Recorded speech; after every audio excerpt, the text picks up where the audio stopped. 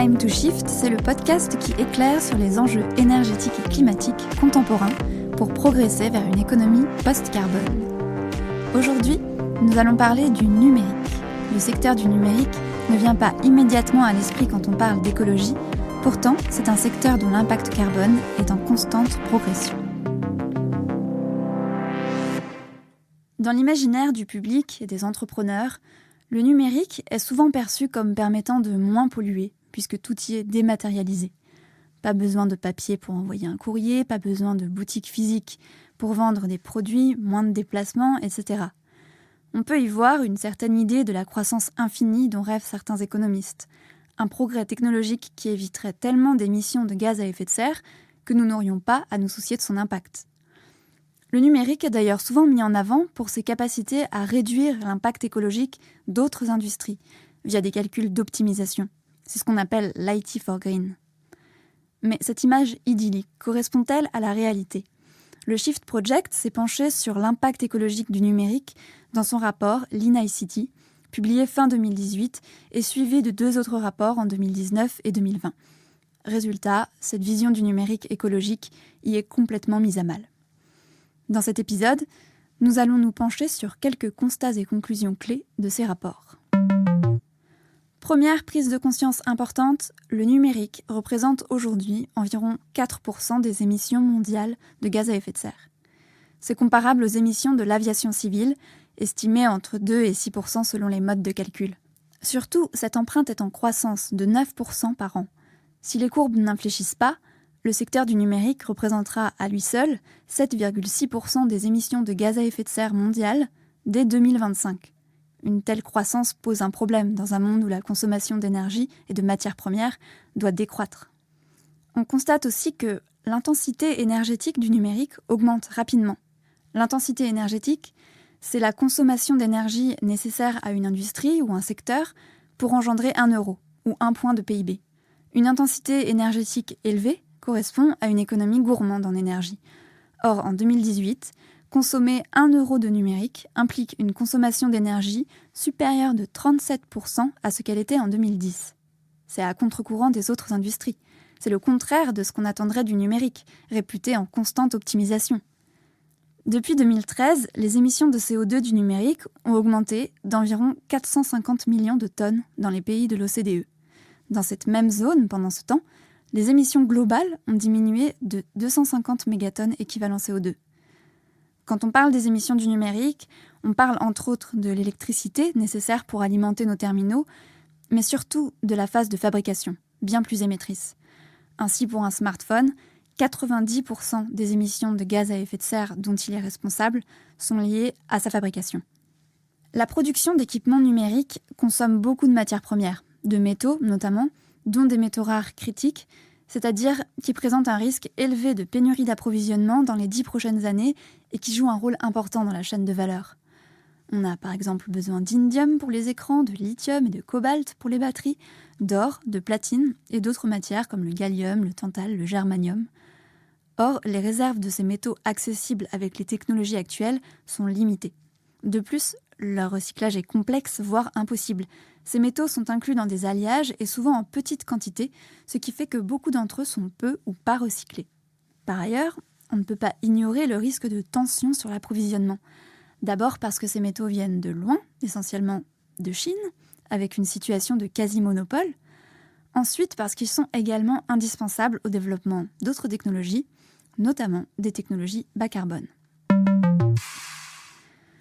Nous avons donc fait le point sur l'impact CO2 de la fabrication de nos périphériques numériques, ainsi que sur les problématiques d'accessibilité des matières premières. Prenons maintenant en compte le boom du nombre de périphériques.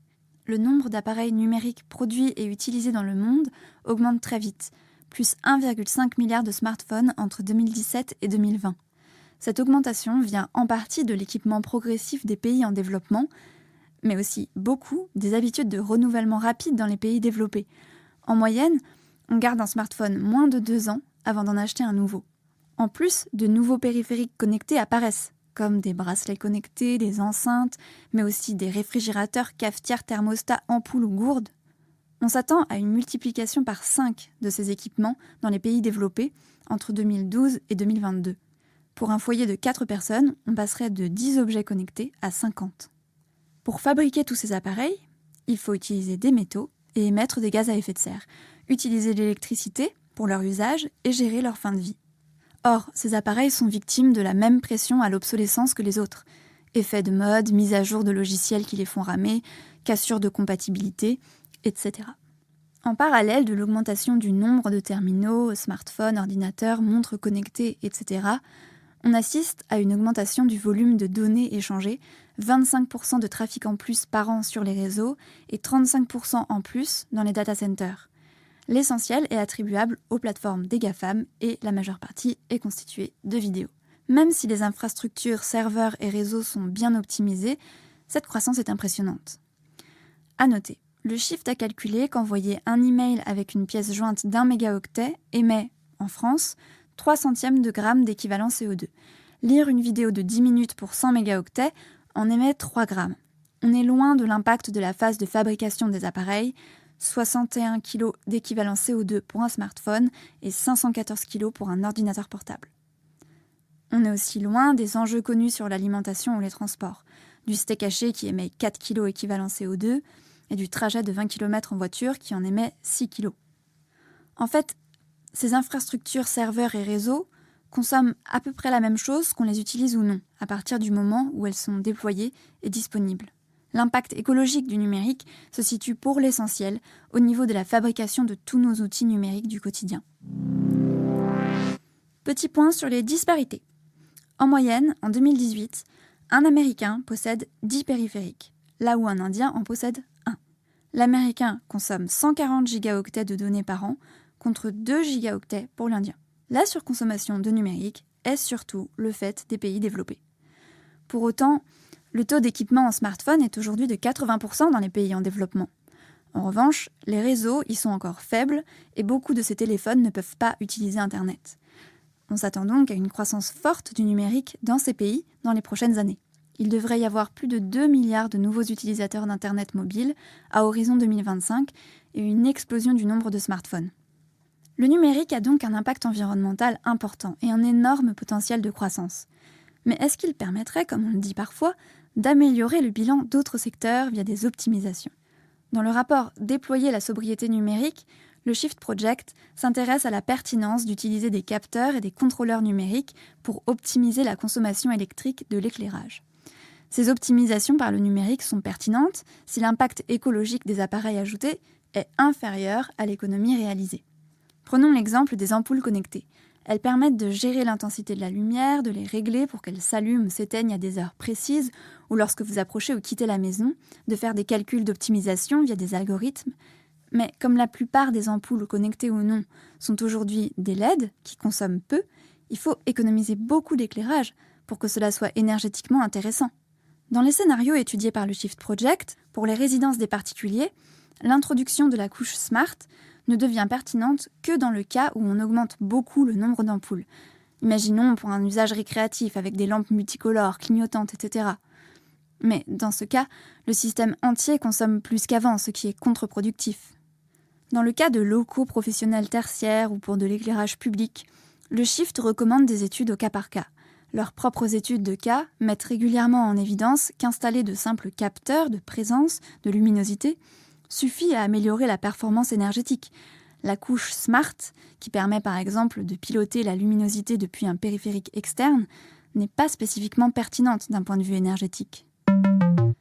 Nous arrivons à la question clé, que peut-on faire pour réduire l'impact écologique du numérique ?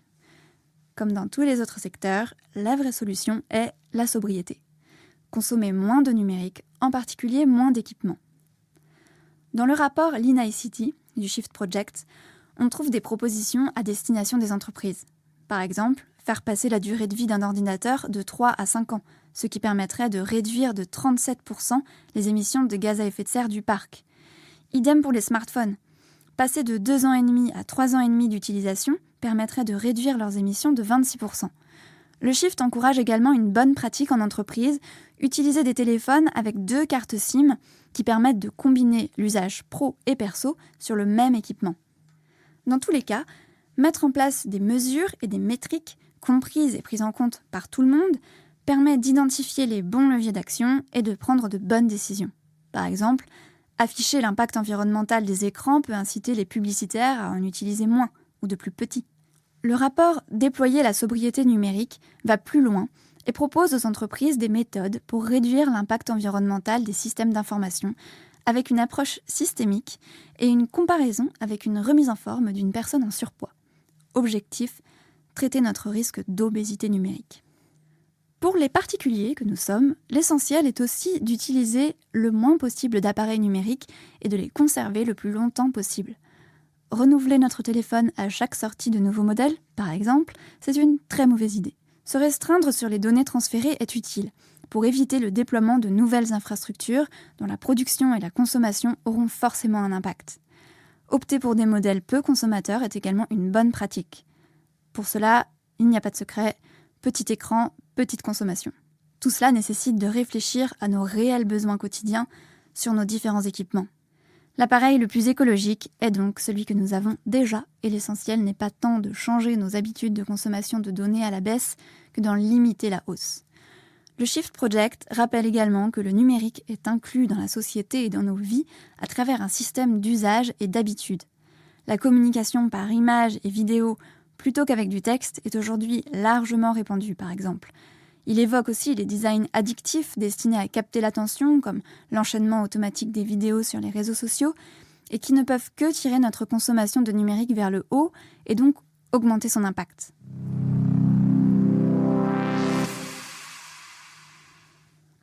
On le voit, le numérique n'est pas immatériel. L'économie numérique fonctionne sur des terminaux qui sont particulièrement polluants à fabriquer, à utiliser et compliqués à recycler. Le numérique est partout dans nos sociétés et nos économies et laisse présager de futurs problèmes d'approvisionnement. Comme pour tous les secteurs industriels, nous avons besoin de sobriété pour tenir compte des limites finies de notre planète. Pour plus de détails, n'hésitez pas à consulter les ressources associées à ce podcast.